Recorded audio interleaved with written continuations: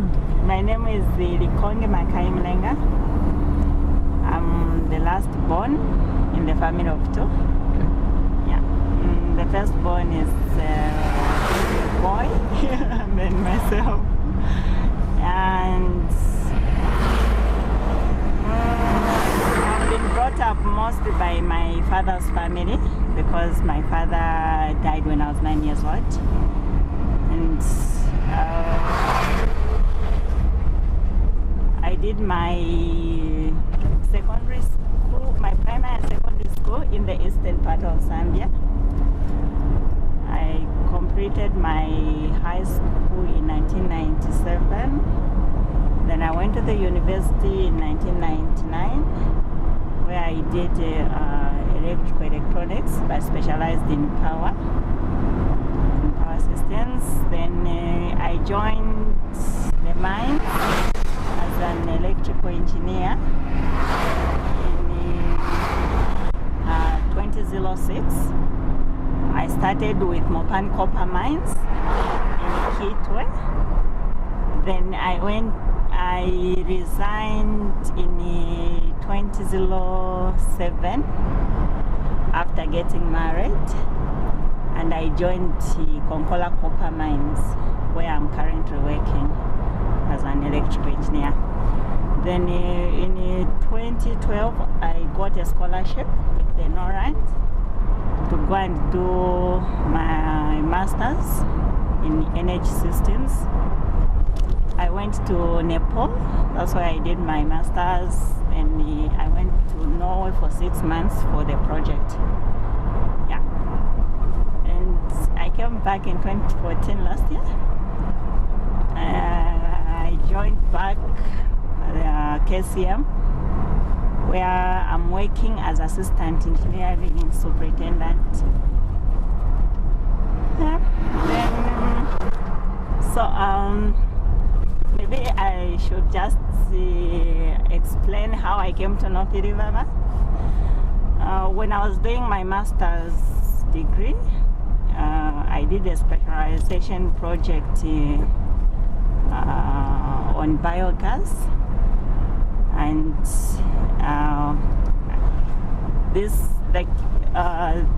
I had to continue with the same project for my final year. This made me to find a community where I did my field work from, and I chose Pirivava because it was near my home. It's about 24-25 kilometers from the main town.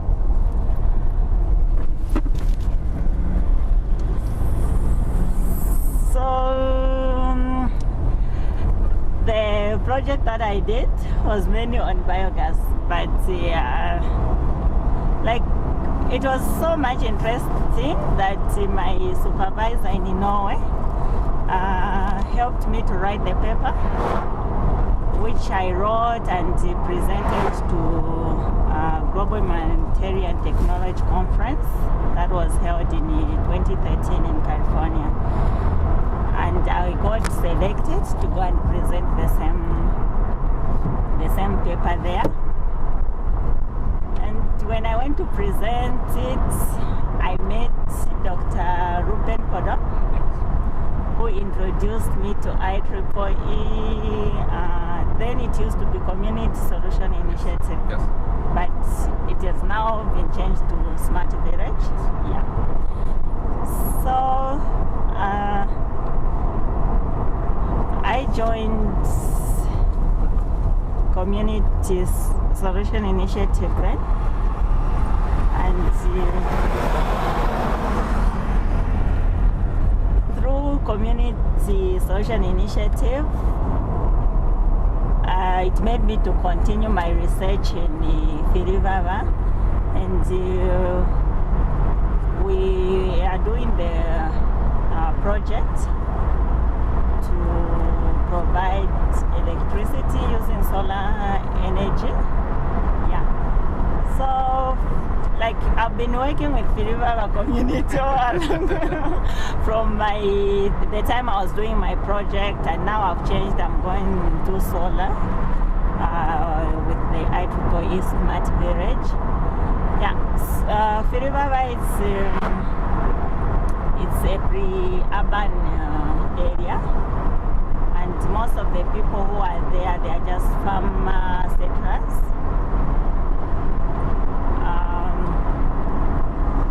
Unfortunately, the people there, despite being near the urban area, they don't have electricity, and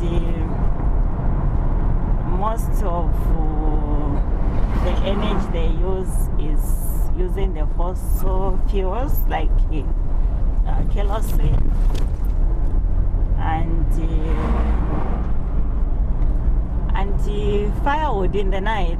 They use it for like lights before they go to sleep. They would make the fire and chat and so on. Then after that, they retire to bed. So they use both kerosene and fire. Yeah. For lighting. Do they use candles very much? No, they don't use candle very much because in the old Chingola town, we only have one filling station where they sell kerosene, and due to high demand of kerosene, because sometimes they use kerosene to make the cobbler to shine the floors in the home. So it's like most of the time they run short of kerosene. So due to distance from the main town, only those who manage to go and sell their products in town would come with the dry sales. So they use torches also. Ah, really? Okay, lighting. Okay, for yeah. Yeah. So mostly it's the dry cells for they'll use the dry batteries, is it? Yeah, dry cells or batteries. Dry cell batteries for lighting and the kerosene. Yeah. Then candles sometimes, but because it's expensive, I would say. Yeah.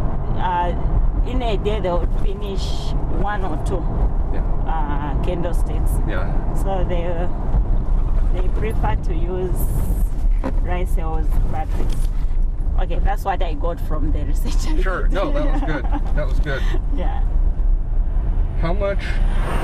So part of it is that they have to have, so you're saying that if they can sell something at market, then they have cash. Yeah. So part of the economy is not cash. They just trade. Yeah, they trade a lot actually. Yeah. What products do they sell at the market? Right now, they are selling the garden products like cabbage, tomatoes, I would say many vegetables. Yep. And also the agricultural inputs. Yep. Because it's the rain season and we do grow maize. So you find like in the market there are a lot of maize. And others, they produce charcoal. Okay. You know charcoal? I don't. Charcoal is something like coal. Yeah. No, charcoal. Okay. You know charcoal, right? I do. Yeah. Okay.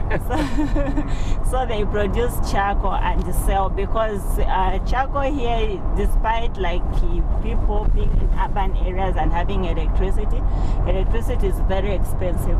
Compared with charcoal? Yeah, so they would mix it, like they would use charcoal to cook things like dry fish, beans, like selective foods. They would prefer cooking them using charcoal because that uses a lot of electricity. So you find like charcoal is on high demand, and the people here, because they're in the bush where there are a lot of trees and so on, so they make charcoal and bring it in town to sell. I see. Yeah. So actually that's the main business.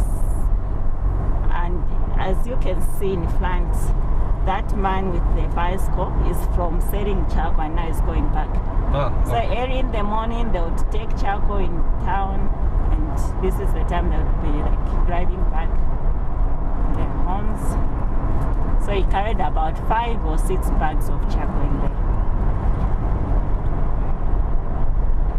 So how much is a typical person make in a day for work? I don't know if your research found that.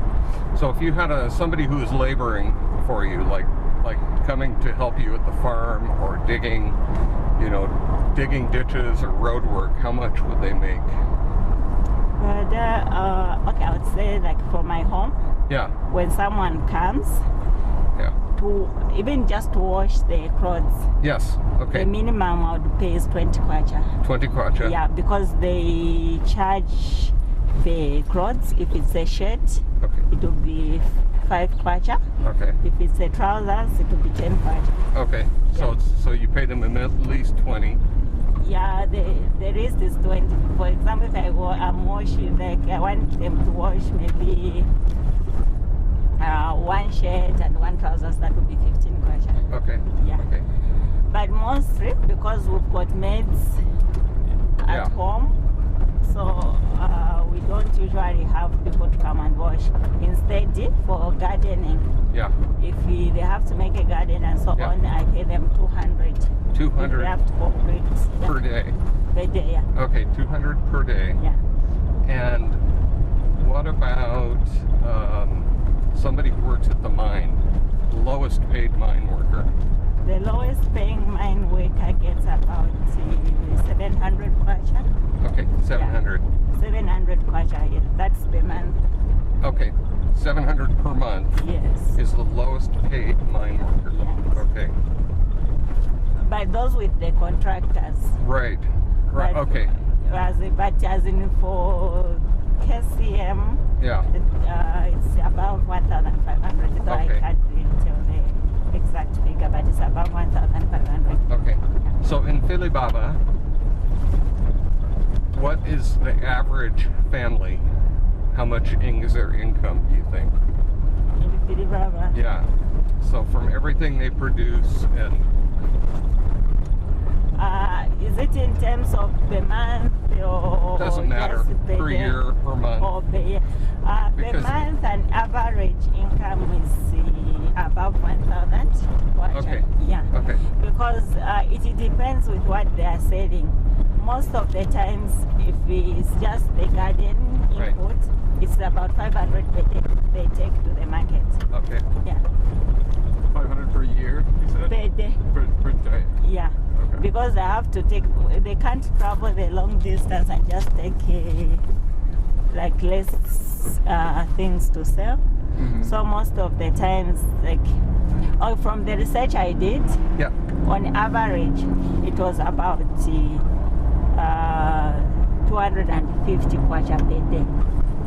But on average, it goes to the list in the... Right, because Yeah. they'll have some really good days at market, but Yeah. then there's nothing for a while. That's why it's better on a year, Yeah. 1 year basis. Yeah. So I think the better is per month, which is about 1,000 kwacha. Okay. Yeah. Okay. So, oh yeah, you can see some are going now with the charcoal.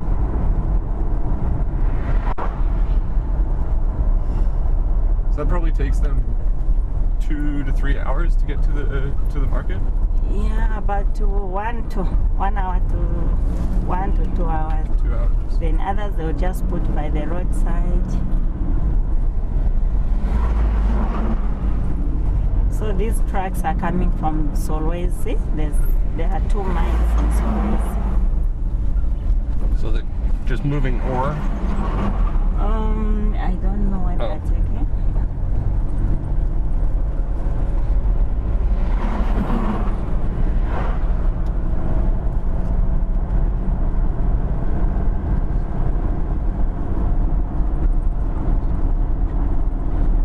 So a manager or a supervisor of a store, a shop, how much would they normally earn?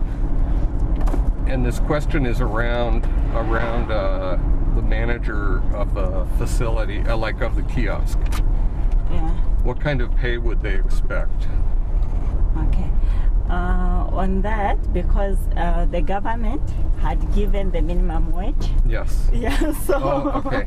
yeah, so like for domestic workers, the minimum wage they get is 450 450 Yes. per month. month. That's the domestic worker. Okay. Yeah, but we don't usually give them that because most of them, they don't have like the banks and yeah. so on. Yeah, so that minimum wage was given to like those who are contributing to the pension, where they have to contribute something to the government as well as in their earnings. So it was like 700 per month. Then when you do the reduction, they remain with 450. Okay. Yeah, so it's like everyone would know like it's 450. Right. Now for somebody working either in the shop or in the company and so on, those are non-domestic workers, isn't it? Okay. Yeah. So the money that they would expect, for example, for NH manager, this is supposed to be something above 1,000 Okay. kwacha per month. Okay. Yeah. But now it depends with the agreement because it being the NGO, meaning Yeah. they won't be paying tax. Oh, yes. Yeah. But if it was subjected to tax, then that's another thing. Okay. Okay. Yeah. But it's right around somebody who would be at a shop working for somebody else, about 1,000, somewhere between 400 and 1,000. Yeah, between Per 450 and 450. 1,000 per month. Okay. So that's kind of the same amount that it sounds like people are making when they sell charcoal at the market, right? Yeah. Anyway, that's the minimum I'm talking about. Yeah, right. Okay. Sure. Yeah.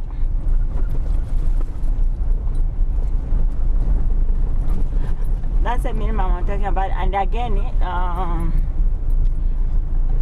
for example, my sister, there's a sister I'm living with. She was working for a railway company where they have to fix the railway in the railway lines. Yeah. Yeah. For them, they were getting 1,000 per month. Okay. Yeah. So that's why I'm saying like that could be the minimum amount, but I Okay. don't know if the government has something.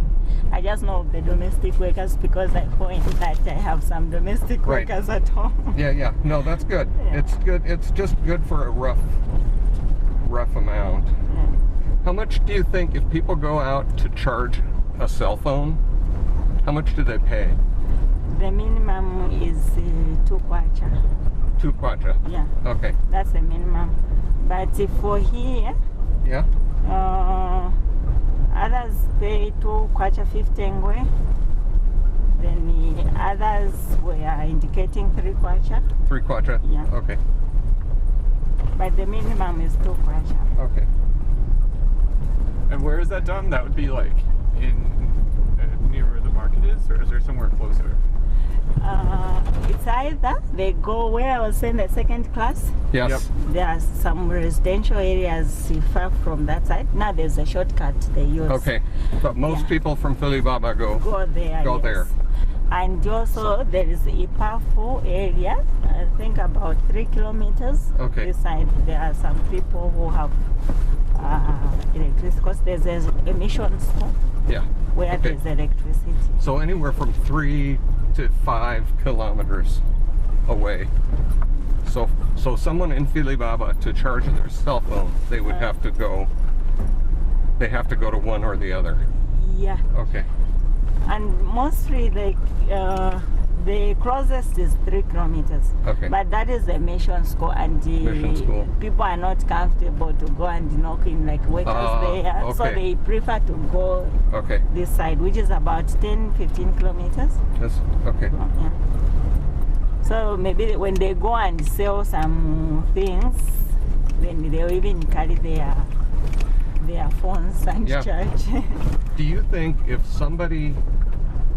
there was a charging station in Philly Baba, do you think that they would pay for kwacha just because they don't have to go all the way back? Yes. Okay. So that would be near.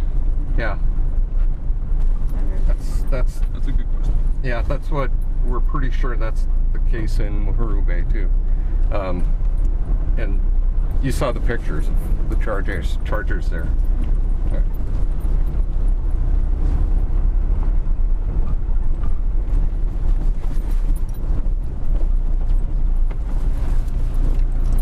So what phones out here? There's MTN and Airtel. There's MTN, Airtel, and Zamtel. Zamtel. Okay. And of those, what is probably the best? Hard to say. I have all networks. Yes. And when you talk of network, Yeah. I think MTN is best. Okay. Then when you talk on is it the charges, the core and so on, Airtel is the best. Airtel. Okay. But above all, Zamtel is it's the cheapest, Yes. but their network is not Okay. good. Yeah. You have a smartphone, right? Yes. So one thing we should find out here is the network for internet, because we put on the charging station, we put a data logger, and we send the information back through the cell system. So we'll have to remember to check that. Okay.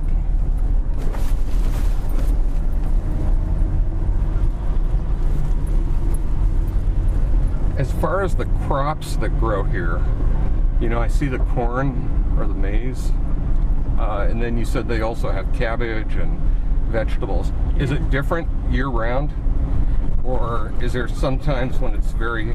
Like for the maize, it's just once in a year. Okay. But sometimes they would grow it in the garden. Yes. So for those who have Water. gardens, it's yearly. Okay. Like after removing the maize, they would put maybe vegetables. After removing the vegetables, they would put maybe like they rotate. Okay. Yeah. So right now, most of the gardens, they've got maize and some cabbages that seed grows in the rain season. Okay. But around May, June, July, August, it will be purely vegetables. Purely vegetables. Yeah. Okay. Okay. So there's really, is there one season that's bigger than the other? Yeah, the one season is bigger than Which the other. one? Do you know? As in the product that... Yeah, the money that they make. So is it seasonal? It's seasonal, yeah. Because sometimes it's seasonal only Yeah, one year. most it's seasonal because like for the maize product, Yes. that's where they make That's huge the big. money. Yeah. Okay, that's the big money. Yeah. Okay.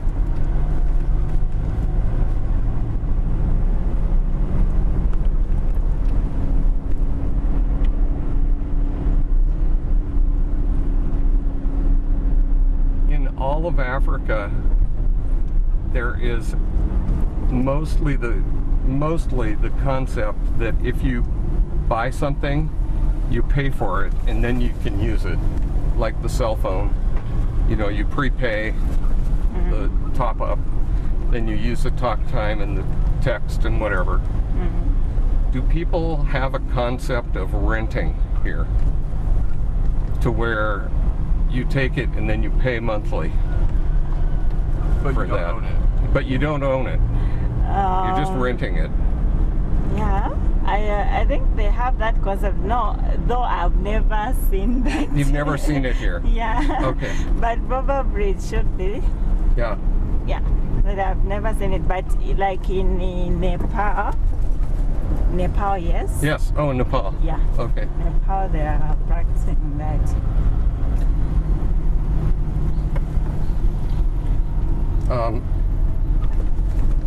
Part of it is that with the battery box, get the battery box, you bring it in, you charge it, then you take it home, you use it, and so it's a cycle. And so people have to pay monthly for that. What do you think are maybe some problems with that, or what do you think there could be issues? The only issue that I see is maybe the usage. Yes. Yeah, because some people would want to experiment and use it maybe for something else. Oh, okay. Yeah. So unless if they're educated, I think there won't be any problem.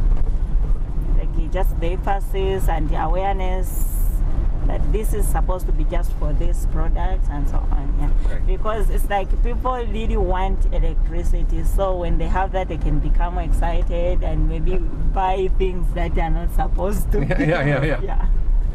So that's why the only problem I foresee. But you don't foresee a problem with people Not paying. not paying? No. Okay.